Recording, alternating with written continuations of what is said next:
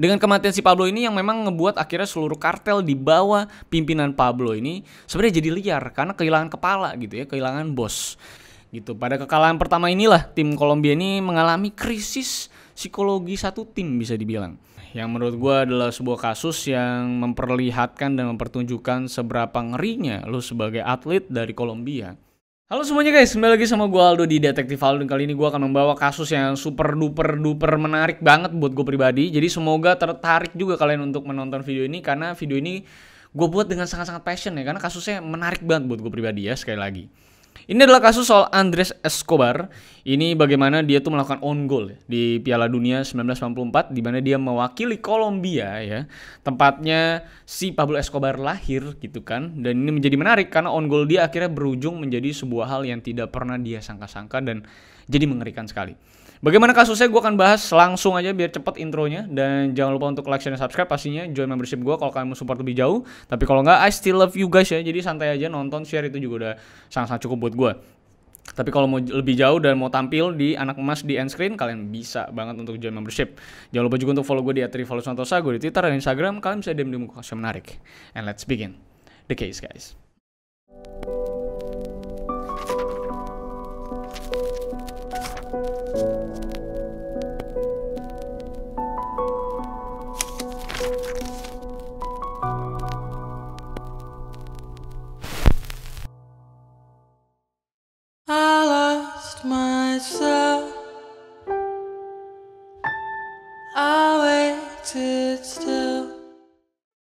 Andrés Escobar Saldarriaga, namanya cukup gokil ya. Ini adalah pemain sepak bola.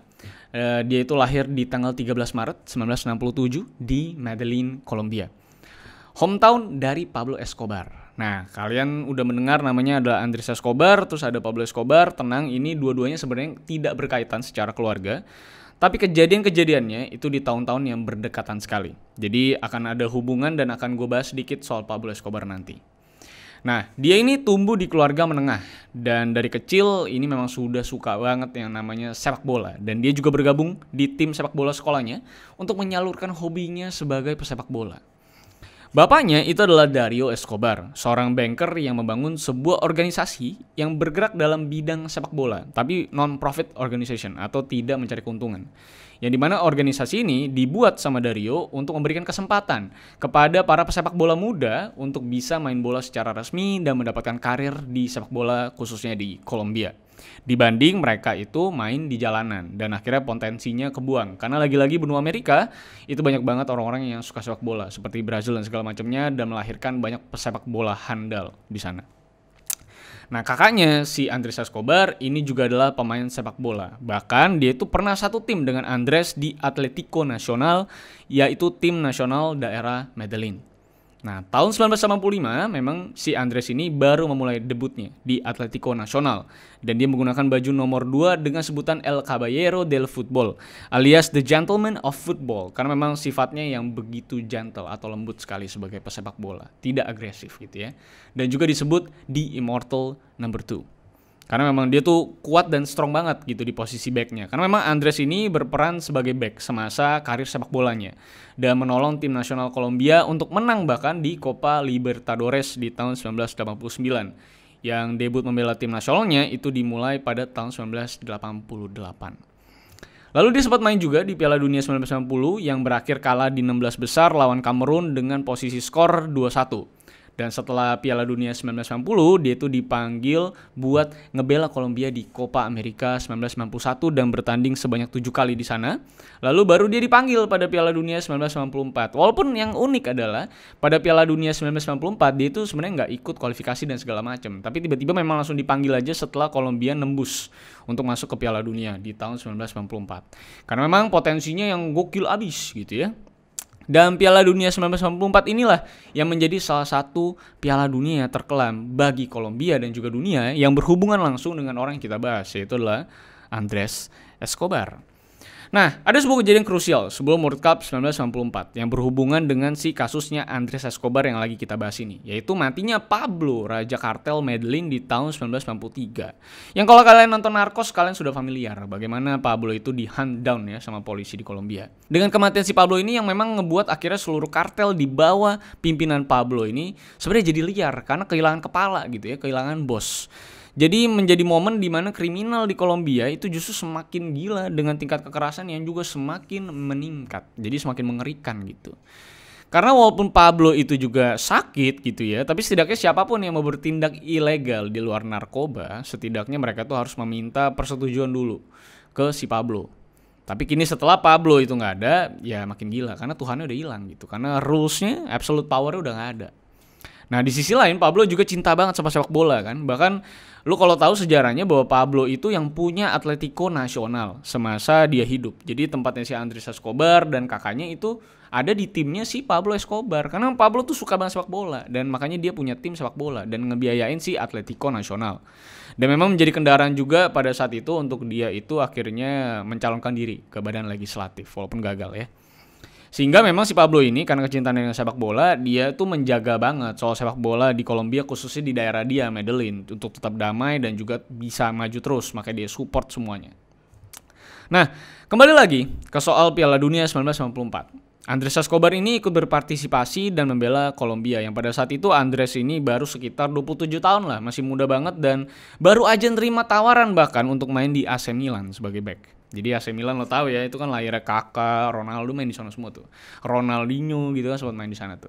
Nah, pada saat itu dia juga percaya bahwa dengan memajukan sepak bola Kolombia, dia tuh juga bisa memperbaiki negaranya dari tingkat kekerasan dan kriminal yang cukup tinggi. Karena bagi dia, sepak bola itu mengajarkan soal nilai toleransi dan keberagaman gitu ya. Jadi dia pengen apapun yang dia majukan oleh sepak bola itu bisa menghadirkan nilai-nilai tersebut ke publik. Dengan kepercayaan tersebut dan berbagai prestasi sepak bola Kolombia sebenarnya sebagai negara, bahkan Pele itu menyebut bahwa Kolombia itu bakal cukup jauh di Piala Dunia. Mereka akhirnya terbang ke USA dengan berbagai keyakinan, dengan bahkan endorsement dari Pele bahwa mereka akan terbang jauh di Piala Dunia. Mereka terbang tuh ke USA, yaitu sebagai tuan rumah dari Piala Dunia 1994. Pertandingan pertama mereka berada di Rose Bowl Pasadena pada tanggal 19 Juni 1994. Lawan mereka itu pada saat itu adalah Romania. Dan mereka kalah di pertandingan pertama itu dengan skor 3-1. Di mana Kolombia sebenarnya hampir comeback ya saat mereka itu mampu cetak 1 gol setelah 2-0. Tapi sayangnya pada menit 89 si Romania ini berhasil cetak gol lagi dan menutup pertandingan tersebut. Gitu. Pada kekalahan pertama inilah tim Kolombia ini mengalami krisis psikologi satu tim bisa dibilang.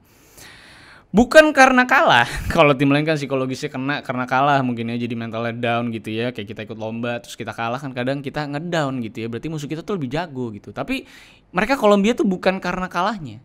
Tapi karena memang adanya ancaman yang datang dari Kolombia sendiri. Khususnya dari para kartel di Kolombia. Yang bertaruh duit yang segitu banyaknya atas kemenangan Kolombia dengan memang jumlah yang besar banget yang kita nggak bisa bayangkan, bahkan sampai detik ini belum ada yang bisa menilai berapa jumlah taruhan yang segitu besarnya yang dilakukan sama para bandar dan kartel-kartel di Kolombia untuk kemenangan Kolombia lawan Romania pada saat itu yang memang akhirnya kalah dan mereka jadi marah banget sama kekalahan hari itu. Bahkan TV hotel, kalau misalnya lo ke TV hotel gitu ya, yang bintang 5 khususnya atau bintang 4, biasa kan TV hotel itu kalau lo nggak nyalain itu idolnya akan ngeliatin service hotelnya apa, restorannya apa aja gitu ya. Nah, pada hotel mereka, di kamar mereka, itu semua TV-nya itu memantulkan atau bisa dibilang memunculkan sebuah tulisan ancaman mematikan untuk mereka semua. Yang memang sengaja dikirim oleh para kartel Kolombia lewat seorang hacker. Jadi lo bisa bayangkan sama ngeri apa gitu ya. Lo tahu Kolombia segitu brutalnya, segitu barbarnya, kartelnya banyak juga. Lo bisa mati di mana aja men. Gitu. Bahkan di negara orang pun lo juga bisa lewat gitu. Dan itu lo diancam langsung dari TV kamar lo sendiri. Gitu. Berarti kan langkahnya udah sejauh itu. Bahkan anak dari Luis Conto, yang salah satu adalah back Kolombia juga, yang masih kecil baru lahir, itu diculik. Yang dimana pada masanya Pablo itu sebenarnya nggak pernah membolehkan ada penculikan apalagi nyulik anak-anak ceritanya pada saat itu. Tapi karena Pablo udah nggak ada, jadi rules ini semua banyak yang dihancurkan dan ditembus sama kartel-kartel lain. Selain anaknya diculik, bahkan kakaknya pun itu dilaporkan meninggal karena kecelakaan mobil di Kolombia. Sehingga seluruh kejadian dan fakta ini membuat satu tim tuh ketakutan atas hidup mereka. mereka tuh takut kenapa-napa gitu. Tapi walaupun yang lain pada takut, hanya si Andres Escobar yang bisa dibilang salah satu yang paling terlihat berani, dan bahkan dia nemenin teman-teman dari satu timnya yang memang banyak yang pengen pulang juga karena ketakutan, pengen kembali cepat-cepat ke Kolombia dan pengen keluar dari Piala Dunia. Tapi Andres meyakinkan bahwa ini adalah satu-satunya peluang kita di Piala Dunia ini, dan ini bukan soal diri lu doang, tapi ini soal banyak orang di belakang sana yang ngedukung kita untuk bisa menang di Piala Dunia ini, atau setidaknya lanjut untuk main dan mengatasnamakan Kolombia di bahu mereka.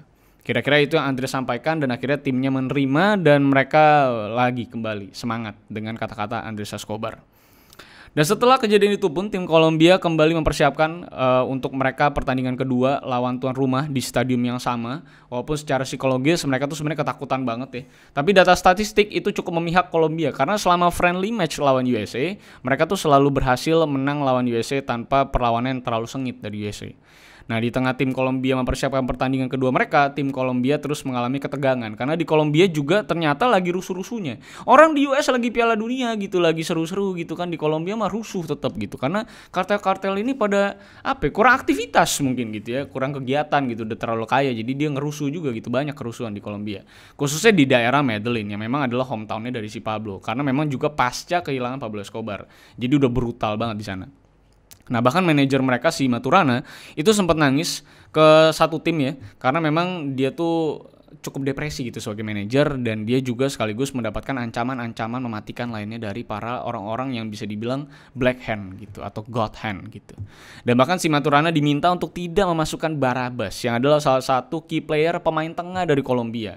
Dan kalau tetap dimasukin katanya mereka bakal dicelakai sama para orang-orang besar ini. Dan bisa dibilang hidupnya akan selesai untuk selamanya di tangan kartel. Jadi tentunya takut Maturana dan tidak memasukkan Barabas ke line up tim Kolombia untuk melawan USA. Lalu pertandingan kedua pun dimulai pada tanggal 23 Juni 1994 sebagai pertandingan kedua mereka. Kolombia pada saat itu bermain dengan sangat agresif kalau lu lihat rekamannya, tapi sayangnya ada sebuah kejadian yang mengubah hidup Andres Escobar selamanya. Ini kasusnya baru mulai. Karena pada menit ke-34 saat pemain USA sedang melakukan umpan terobosan ke depan untuk tiba-tiba ditendang gitu kan sama temennya, itu Andres Escobar yang mencoba menahan umpan tersebut, bukannya melemparkan dan mementalkan bola keluar stadion. Keluar stadion tuh kenceng banget ya. Keluar dari pitch, itu ternyata bola tersebut justru malah masuk ke gawangnya sendiri. Itu kalau di Mortal Kombat fatality ya. Andres Escobar pada saat itu langsung tahu bahwa sesuatu akan terjadi sama hidupnya dia, dan dia langsung tiduran cukup lama di rumput sambil megang kepalanya beberapa saat dan bangun kembali menutupi ketakutannya dia atas apa yang akan terjadi setelah pertandingan ini selesai. Bahkan keponakan Andres Escobar yang lagi nonton pertandingan itu di Medellin di rumahnya bilang ke mamanya bahwa mereka sepertinya akan membunuh Andres Escobar karena kejadian ini. Walaupun kakak dari anak itu juga bilang bahwa semua orang di Kolombia tuh cinta Andres Escobar dan gak mungkin Andres Escobar kenapa-napa hanya karena on goal yang dia sebabkan. Pertandingan kedua pun selesai dengan kondisi 2-1 atas USA, dan Kolombia pun akhirnya tersisih dari Piala Dunia 1994 karena Romania mampu menang lagi lawan USA dan membuat Kolombia akhirnya tersisih selamanya dari Piala Dunia 1994. Setelah kekalahan itu, tim Kolombia pun akhirnya pulang ke rumahnya masing-masing di Kolombia. Dan beberapa waktu Andres itu ketakutan untuk keluar dari rumah dan bahkan dia mengalami depresi juga. Walaupun pada akhirnya dia mampu berdamai dengan kondisi on goal yang dia ciptakan dan bahkan menulis bahwa hidup tak berakhir di sini pada sebuah surat kabar yang akhirnya jadi sebuah cathartic. Lalu pada tanggal 2 Juli 1994, saat dia tuh sudah mulai berdamai dengan dirinya, dengan seluruh konflik yang ada di batinnya gitu ya, dia berencana keluar tuh malam itu. Dan menjadi momen keluar rumah pertama kali setelah dia tuh main stres, dan satu tim Kolombia memang disarankan oleh manajernya si Maturana untuk tetap di rumah untuk beberapa saat karena Medellin bukan tempat yang aman. Apalagi setelah Pablo Escobar meninggal. Karena di sini orang menyelesaikan bukan dengan tonjokan, kata Maturana, tapi dengan senjata. Tapi malam itu Andres tetap ingin keluar, walaupun sudah disarankan untuk tetap di rumah. Bahkan dia tuh sempat ngajak teman satu tim Kolombianya, si Chonto Herrera, untuk ikut. Tapi Chonto nggak mau, dan justru juga menyarankan hal yang sama untuk Andres tuh tetap di rumah, stay low sebentar dari publik, karena takutnya berbahaya di luar sana gitu. Karena kan bisa dibilang orang tuh menyalahkan si Andres Escobar gitu, Kolombia tuh kalah dari Piala Dunia. Kalau dia nggak on goal itu masih bisa seri, dan Kolombia tentunya masih punya peluang untuk bisa lanjut di kompetisi Piala Dunia 1994. Tapi Andres malah bilang bahwa dia tuh harus keluar dan dia harus menunjukkan wajahnya ke muka publik dan orang-orang yang ngefans sama dia. Dan dia harus menunjukkan bahwa itu bukanlah kesalahan yang memang dia sengaja, tapi itu sebuah kesalahan yang dia tidak sengaja. Malam itu akhirnya Andres keluar bersama beberapa temannya menuju El Indio Bar di Medellin, masih ada sampai detik ini. Lalu dia minum-minum di sana dan ngomong sama beberapa orang di klub tersebut sambil ketawa-tawa lah, ngobrol-ngobrol, mingle-mingle sama anak-anak klub gitu ya, asik gitu ya. Lalu beberapa saat kemudian ada beberapa orang yang ternyata ngejek-ngejek dia nih soal kesalahan dia yang bikin Kolombia itu kalah lawan USA dan tersisih selamanya dari Piala Dunia 1994. Dan karena dia tuh cukup kesel karena dengerin bacotan-bacotan itu gitu ya, Andres pun keluar tuh langsung dari klub tersebut. Tapi saat keluar pun si Andres ini malah tetap dihina-hina sama 4 orang kaya yang kayaknya anggota kartel gitu ya. Bahkan ngatain si Andres ini dengan sebutan, atau bisa dibilang itu kayak apa, kayak gay gitu-gitu lah ya. Yang pokoknya ke arah sana dah, sentimental lah ya pokoknya ke buat orang luar kalau dikatain. Dan karena kesal dikatain Andres itu bawa mobilnya ke tempat parkir tersebut, jadi ngelewatin tempat parkir di mana 4 orang kaya ini lagi berdiri dan santuy-santuy yang kayaknya anggota kartel. Dan dia bilang ke 4 orang tersebut bahwa on goal itu bukan niat dia dan itu adalah sebuah kesalahan. Jadi lu jangan nyalain gua gitu. Lalu setelah Andres ngomong hal ini dengan nada yang cukup tinggi karena dia tuh udah emosi, dia udah marah juga. Salah satu dari 4 orang itu mengeluarkan senjatanya, langsung nembak sebanyak 6 kali ke arah mobilnya si Andres Escobar. Saat Andres itu juga masih ada di mobil di belakang setirnya dan ngebuat Andres ini langsung tentunya tidak sadarkan diri karena pelurunya langsung nembus ke perut, ke dada semuanya. Setelah ditembak tersebut, ambulans itu langsung dipanggil ke lokasi untuk menyelamatkan Andres Escobar, tapi karena udah terlalu fatal juga, 30 menit kemudian setelah dibawa ambulans, Andres itu dikabarkan sudah lewat dia. Tragedi ini berujung ke banyak hal di Medellin. Mulai dari banyak orang yang berasumsi bahwa Andres Escobar ini ditembak oleh para kartel dan gangster yang kalah taruhan segitu banyaknya di Piala Dunia 1994 gara-gara on goalnya si Andres Escobar.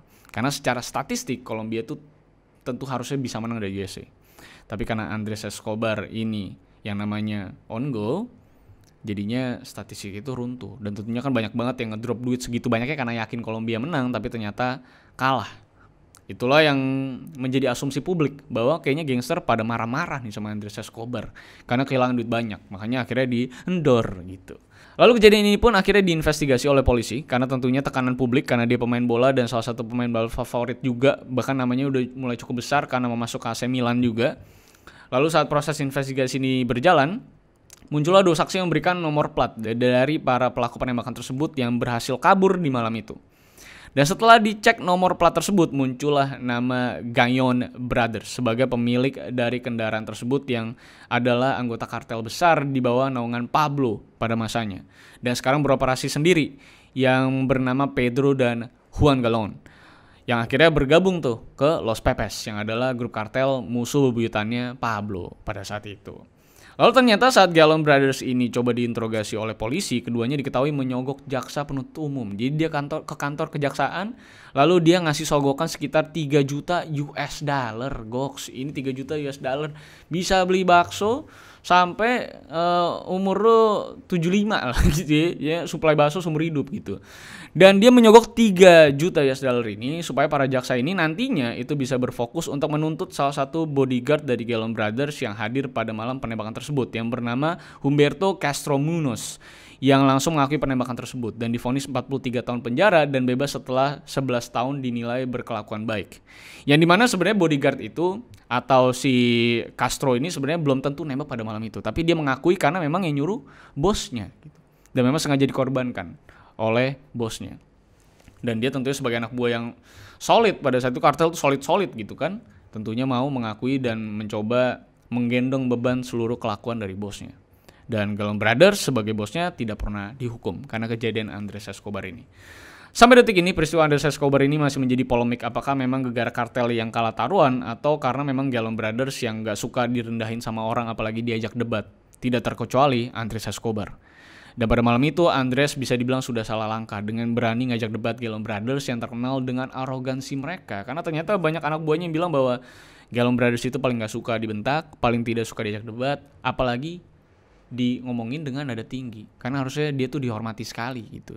Jadi dengan cara Andres Escobar berbicara, mereka merasa tersinggung, kata beberapa anak buahnya, dan akhirnya terjadilah kejadian tersebut. Dan karena Kolombia pada saat itu polisinya tuh bisa baik bisa enggak, dan banyak yang bisa disogok, jadi lu tidak pernah tahu gitu apa yang terjadi dengan situasi hukum lu sebenarnya, karena Kolombia pada saat itu sangat-sangat corrupt.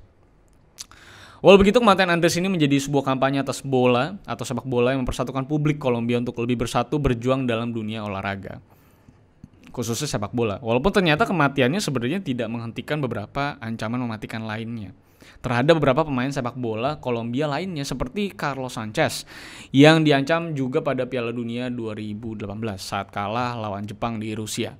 Dan bahkan 2019 Tessilo itu juga kena ancaman dan bahkan kabur dari rumah karena gagal eksekusi penalti. Jadi dia kabur tuh dari rumah dia karena dia takut banget bakal diapain karena dapat ancaman begitu frontalnya, karena cuman dia gagal eksekusi penalti. Lagi, polisi hanya berusaha mencari pelakunya, tapi tidak pernah terungkap dan tidak pernah dibenerin. Ini ancaman supaya menghilang selamanya. Jadi itulah dia kasus soal Andres Escobar, yang menurut gue adalah sebuah kasus yang memperlihatkan dan mempertunjukkan seberapa ngerinya lu sebagai atlet dari Kolombia. Karena sampai detik ini lu bisa tuh yang namanya main bola, main basket, dan kalau kalah bukan keluar dari turnamen tapi keluar dari kehidupan gitu.